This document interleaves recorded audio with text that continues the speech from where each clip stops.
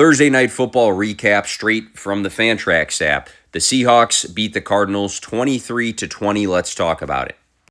Kyler Murray, 27 for 41, 200 passing yards, 2 touchdowns, 2 interceptions. Not the most efficient day. He did show his dual threat upside with 41 rushing yards.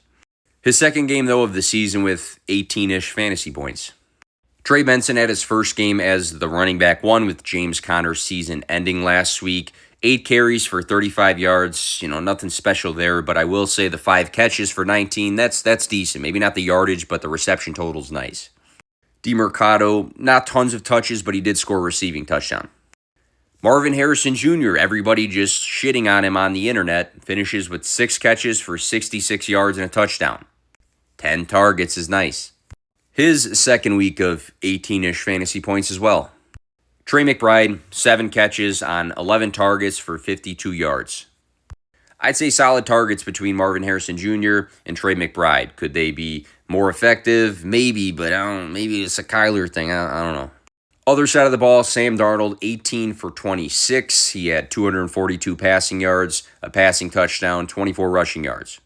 3 straight weeks of 16-plus fantasy points for Darnold. I don't think he has wild upside, but he feels like he's got a safe floor. Kenneth Walker III, 19 rushing attempts for 81 yards.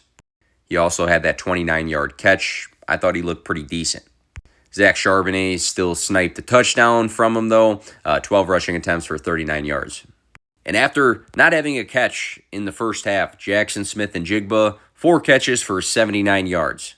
They also were using him like a Deebo Samuel for whatever reason. He had 3 rushing attempts for 11 yards. Unbelievable season so far out of JSN. The upside is very evident with Sam Darnold. Rookie Elijah Arroyo, 2 catches but for 44 yards.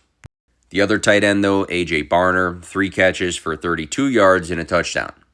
And Cooper Kupp not doing much again, 4 catches, 26 yards.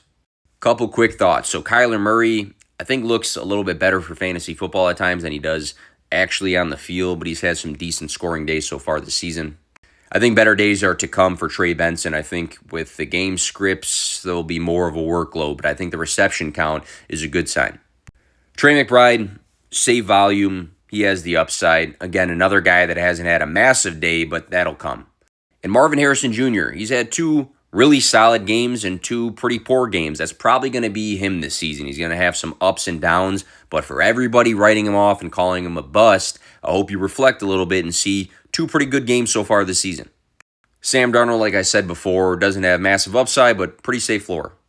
And it's very, very clear, like I said, I did say this prior to the season starting, the pivot from Geno Smith to Sam Darnold was not a downgrade and a negative impact for Jackson Smith-Njigba, who's had a great season so far with plenty of upside. I think Zach Charbonnet will continue to be annoying for Kenneth Walker III. I think KW3 is clearly the better back all around, personally. Exciting game, though, to say the least.